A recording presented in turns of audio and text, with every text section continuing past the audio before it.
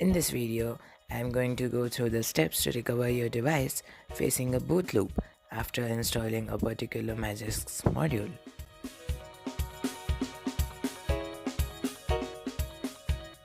So this mostly happens if you have installed a module that hasn't been made for your particular device.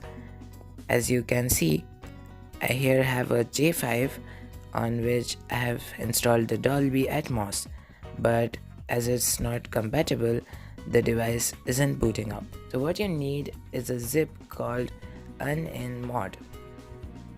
It's basically a zip which allows you to remove a particular module directly from the TWRP. First of all, go to install and search for the zip. Swipe to flash.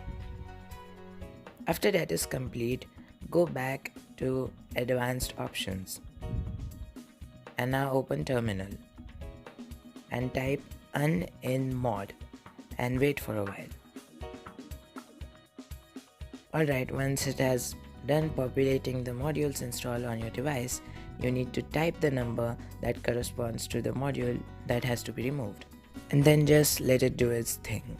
And now that Magisk module has been uninstalled, and you can now safely reboot your device. So that's all about it. Thanks for watching.